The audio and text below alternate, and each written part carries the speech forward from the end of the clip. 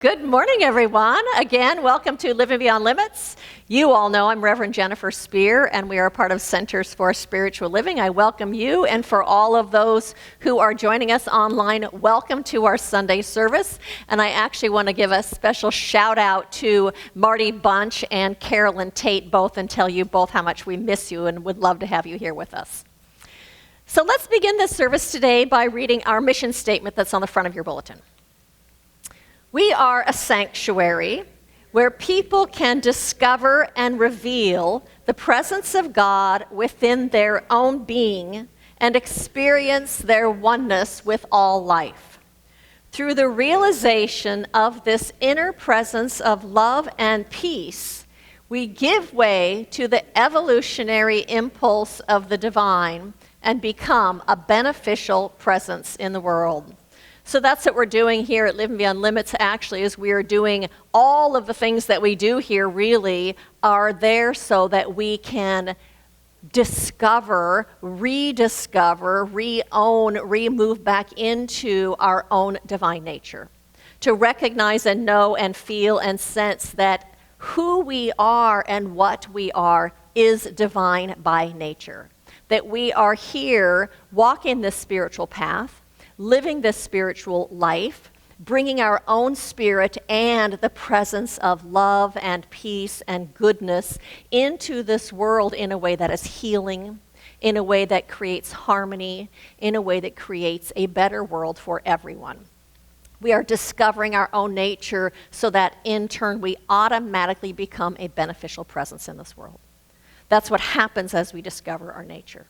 And so as we do that, we do give way to that impulse of the divine that is continuously expanding and unfolding and evolving through humanity. And so I say thank you to each one of you for consciously saying yes to walking this path, to be bringing your own spirit and that presence into this world in a way that is healing. Thank you for that. You know, really, as human beings, we all want to be accepted. We want to be loved. We want to be held in high regard. Yeah? You know what? We're hardwired that way. I think because when we were a part of a hunter-gatherer society, our security depended on us being part of that tribe. Our security depended on being part of that tribe for our safety, and for our resources, and for our food. And so today, even though it doesn't require, in order for us to be okay to be in a group, we still carry that pattern with us because it's wired in us. We also want to experience our own wholeness. And when I looked up the word wholeness, it says a thing that is complete in itself, intact, adequate, complete, sufficient, not flawed or missing anything. We want to feel that way about ourselves. We want to feel our wholeness, and we want to experience our enoughness and our goodness. Because when we feel those things, when we experience our wholeness and our enoughness and our goodness, then we feel good about ourselves, and then we have good and solid self-esteem. And when we have good self-esteem, what happens is that enables us to actually go out into the world and to share our gifts and our talents and our best selves with the world. When we're feeling bad about ourselves, we don't bring our best to life. We don't bring those gifts to the world. But feeling our own wholeness and our own enoughness allows us to actually contribute to the greater good in the world. We also want to know that we are lovable and that we are valuable, because when we know that we're lovable and valuable, again, we know that we have a place in our tribe. And when we have that place in our tribe today, it makes us feel secure, and we can relax, and we know that we're okay. That's how we're wired as human beings, all of us. So the problem is, today though, is what happens when someone says something critical to us, or when somebody says something that is judgmental or insulting or unkind. We take it personally. We take it in and make it about us. And when we do that, it's like we are swallowing the poison that they are putting out, and then it's inside of us. And then, because we are wired with this negativity bias, because that's part of our brain also to keep us safe, what happens then is we replay whatever was said or whatever was done over and over and over again. That's because we're wired that way too. There's a quote that Kavya Lingo said. He says, "The Buddha taught that when pain comes to us, it's like we are hit with an arrow. But when we get stuck in blaming and judging, we are shooting ourselves with a second arrow in the same spot, and it's much more painful than the first." That's what we're doing every time we replay that over. It's like we're stabbing ourselves again and again with that same arrow, and it hurts. Replaying whatever those words were or whatever the scenario was that happened makes us feel insecure and not good enough. And sometimes we can even make that so that we feel unlovable. We don't deserve to be loved. The problem is really, though, is we don't realize that what other people say and what other people do isn't about us, even if they say it to us. Even if they're talking about us to other people, it's not about us, it's about them. And sometimes it's kind of hard to understand that. So one of the things that I wanted to say is, every single one of us in the world has been programmed, right? We're programmed by our family and by our society and by our teachers and by our experiences, and we have all this programming, a lot of which is subconscious, what Deetra was talking about. We don't even know that it's there. We are programmed individually and differently in different homes, different societies, different countries, different eras, as you know, of what is right and what is wrong, what is good and bad, what is acceptable and not acceptable, what is preferable and not preferable, how to act, how to behave, and how not to act and how not to behave. And so I know that when I took sociology class, I was so surprised to learn about different cultures and their norms and mores and the things that they do. And so that is that programming, right? And so I wanted to share a couple of those with you. One, it says, in Western societies, noisily consuming food is considered rude. However, in Japan, making slurping sounds while eating is acceptable. In Italy, sniffling is considered rude, and someone may offer you a tissue if you do it. In Denmark, it's rude to ask someone you've just met or barely know what they do for a living. Did you know that Greeks associate spitting with good luck? It's seen as a traditional good luck charm at events like weddings. Today, the custom doesn't involve wedding guests spitting on the bride, but it used to. Now, instead, it includes inflicting damage to the bridal gown. All of those things are programmed into those people, just like all of our programming has been instilled in us. It's all of their rules. Everybody has rules, and the rules are different. But all of us have those. I remember the first talk that I ever gave. I was a practitioner at the church that I was going to, and I did a talk about forgiveness. And I wrote the whole talk and collected stories and had the whole thing, and I sat down with my minister and read her the whole talk, did the whole thing, and she gave me a couple pointers and, told me that it was great, and I was feeling really good. And so that Sunday, I got up and I delivered the talk, and I was really proud of myself. I did a really good job. Well, the first person that came up to me afterwards was this older man, and he says, I want to tell you, we want to hear religious science here. If we didn't want to hear religious science, we would go to the Methodist Church. It was like being stabbed with that arrow. But you know what? That was his rules. He only wants to hear religious science. And as you see, I still talk about forgiveness today, and I talk about spiritual living because that's what I want to do, and that's what my ministry is about. So it wasn't about me, it was about him, right?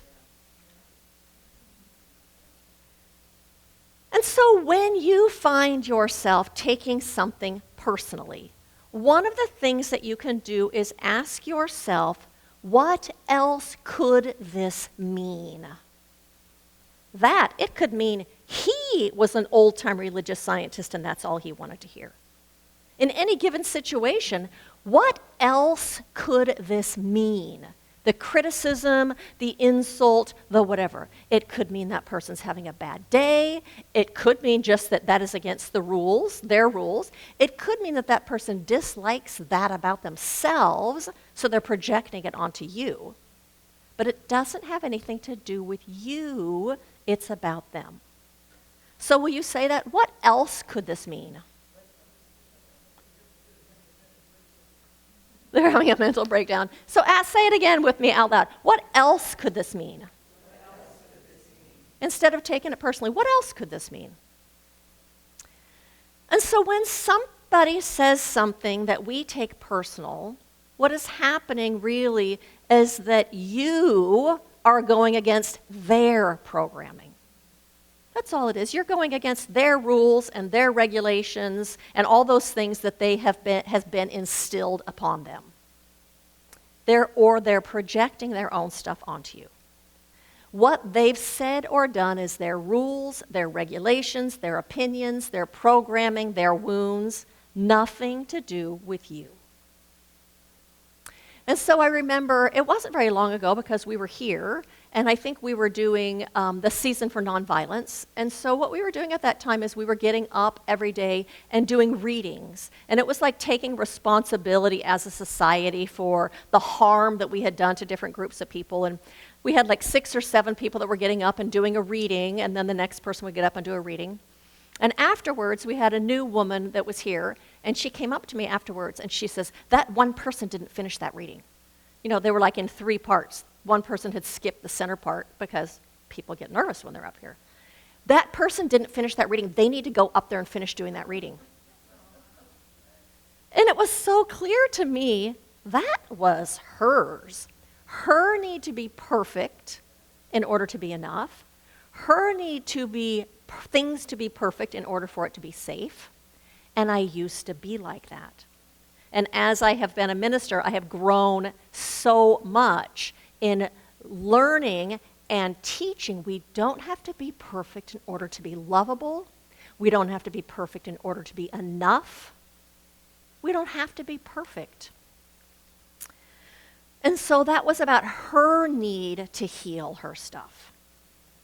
And so when we take what someone says to us, even when they say it to us and it's an insult or it's hurtful, when we take in what they have said personally, what is happening is one, we already on some level believe that it's true about us, so we're agreeing with it. I'll stay really still. 2, we're projecting our own doubts and our own insecurities onto that particular thing, and they're stirring our own doubts and insecurities. Or we're doubting our own ability to do something that maybe we think is intimidating already. Or we are expecting that person to dislike something about ourselves that we already dislike about ourselves. That is ours. Not what they said. Those are the things for us to heal. Because it's like Velcro. It needs 2 pieces to stick together. So the antidote then to taking on other people's criticism, to taking it personally, the antidote then is unconditional self-acceptance. Steve Maraboli says, when I accept myself just as I am freed from the burden of needing you to accept me. I'm going to say it again. When I accept myself just as I am freed from the burden of needing you to accept me. Ernest Holmes said, we should stop condemning ourselves. It is the worst condemnation there is. And when we stop condemning ourselves, the condemnation of others will not reach us. If we're not condemning ourselves, there's no Velcro. There's nothing for that to attach to. And it's then that we are free. What we can do in those opportunities is use them for our growth, right? When I look at where am I already being insecure, where am I already judging myself, where am I already not treating myself well or not liking myself, what do I need to heal? We can use those times for our own healing. We can embrace the opportunity to grow through those things and then let the rest fall away. If it's not going to support you in your growth, let it fall away. Positive psychology says self-acceptance is without condition. Self-acceptance means that you accept yourself as is, flaws and all. So the title of my talk today is It's All About Me, as in we think everything is about us. And I'm talking about that the truth is the only thing that is really about us is what we're already believing about ourselves. And I'm not even sure how much that is about us, as that is also our indoctrination. But I'm talking about taking things personally in turn makes us feel hurt. But it only hurts because somehow we are in agreement with what it is that has been said. And that accepting ourselves and loving ourselves is the antidote. So I think that one of the things that we can do to begin loving ourselves is just to know that we don't have to be perfect in order to be lovable. We don't have to be perfect in order to be acceptable. We don't have to be perfect in order to be enough. And that every single person's idea of what is perfect is different. I remember reading an article years ago about it was considered attractive in Samoa for women to be built sturdy. Because if you married a sturdy woman, she could help with the household and help with the farming and do things like that. And that's what was attractive and what people looked for in a mate, in a woman. And now as Western society has spread and our ideas have spread and our norms, what is considered attractive is for a woman to have slim ankles. Guess what? Samoan women don't have slim ankles. So if somebody goes, oh, she has fat ankles, is it about her? No, it's about she has ankles, just like all of us have ankles. We have the ankles that we have. That's that person's idea, and they're projecting onto someone else. It's not about that person. And the thing is, there's no such thing as perfect. It's subjective. And there's still no such thing as perfect in this material world. Do you know anyone that's perfect? Raise your hand if you know someone that's perfect. No one? We're perfect in our imperfections. We're just as we're supposed to be. Life is about growth, not about being perfect. It's about growing. What I realized this week in doing our class, because we're doing the class, The 4 Agreements, and that's what we were talking about this week, is take nothing personally. What I realized for myself this week is that if I am doing my best, I cannot take anyone's criticism to heart. So what I can do then is ask myself, when I feel judged by someone or criticized by someone, am I doing my best here? And if I'm doing my best, there is nothing for me to worry about. I can just let it go. And if the answer is no, I'm not doing my best, I can use that moment for my own growth and ask myself, what is the next step I need to take then in order to move me closer to doing my best? And to do that. That's how we grow, not by taking that negativity on and stewing in it. And so life is about growth. not perfection. Will you say that? Life is about growth, not perfection. One more time. Life is about growth and not perfection. So my invitation to you this week is to recognize that when whatever it is that other people say is a reflection of their rules, their indoctrination, their programming, and their wounding. Because people project their wounds onto other people so they don't have to own them. They're shadow projecting it. It's the stuff that needs to be healed inside of them still. Has nothing to do with you, what other people say. Tara Brock said, "We don't have to wait until we are on our deathbed to realize what a waste of our precious lives it is to carry the belief that something is wrong with us." So know that what anyone says is not about you, it is about them. Love and accept yourself without conditions. Ask when you're taking something personally, what else could this mean? What else could this mean? What could this be about? And know that life is about growth, not about being perfect.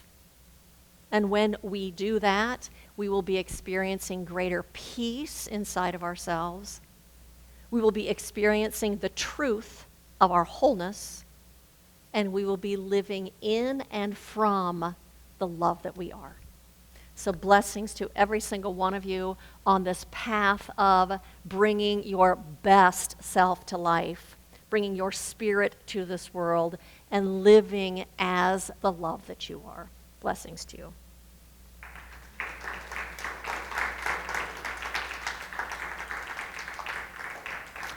And so I invite you to join me in an affirmative prayer. Join me as we turn our attention to the truth.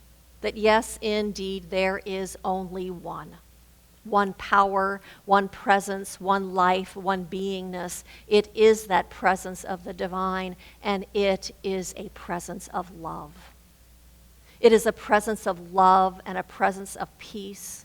It is a presence of absolute intelligence, knowingness, and it is a presence of good, a force for good.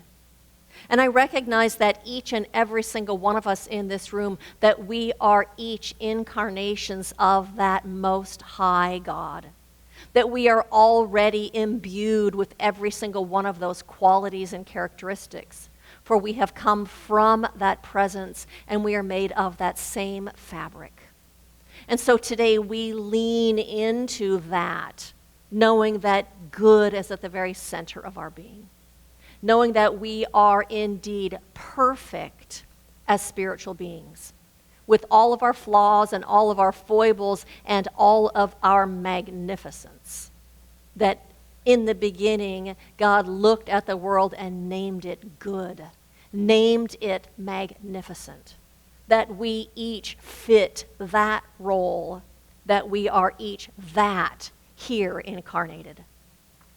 And so I know that as we lean into our wholeness today, we come from a full heart. We come with gladness and appreciation and kindness and support for everyone and for ourselves. And in that, healing happens all around us. For that love is like a healing balm that heals all wounds. I know that we are guided and that we are guarded and that we are buoyed. I know that life unfolds itself as a bounty of all that we desire in our lives. And I speak this word also not just about us, but about every person in this world. That same presence fills the heart and the mind and the body and the life of every single person. Unending, opulent abundance. Absolute intelligence and wisdom, peace and love and goodness. And that presence is unfolding itself in and through every single person on this planet. for we are all that here in form. I speak this word about every politician and decision maker, every world leader, knowing that same intelligence right now lives within their hearts and their minds. And I know that within that infinite mind of God is already the solution to every problem, is already the answer to every question, and that is revealing itself right now throughout all of humanity. And our growth and our evolution is the result. And so it is with a grateful heart that I release this prayer into the creative law of the universe, knowing that it is unfolding itself all around us. And so we just rest in assurance and in gladness and in high anticipation. And I release this prayer, and I invite you to join me in saying, and so it is. And so it is. So I do have a couple of invitations for you as a way to participate in this family. One is we are having a picnic the last Sunday of the month. We'll be in the park right over here for Sunday service and a picnic afterwards, so wanted you to know about that. Pat and Mike are still doing outreach for people that are homeless, and they would love to have you join them if you're interested. Talk with them. We have prayer support after service. If you would like to sit down with one of the practitioners, will you raise your hand if you're a practitioner? They're happy to sit down and say a prayer with you. We also have a ministry of prayer box in the back. You can fill out a prayer request, and we will support you during the week. We have prayer shawls that have been created in that energy of prayer, and you are invited to take one with you if you or someone you know would like to be wrapped in that energy of prayer. The practitioners will pray over it for your particular request before you leave, so you are welcome to do that. Those are on the back table. And to follow us and like us and all of those good things on Facebook and Instagram, and check in on Meetup and follow us on social media. And share the talks. I said that to you last week. Jonathan's on vacation. He did get the talk up from last week, and I think it was about being impeccable with your word, that it is such a really good talk and really good for the times that we are in. So share those. Share those with your friends. You know, they get posted on Facebook. Click share, and so spread the word. So I invite you to repeat after me. Good fills my life now. Good fills my life.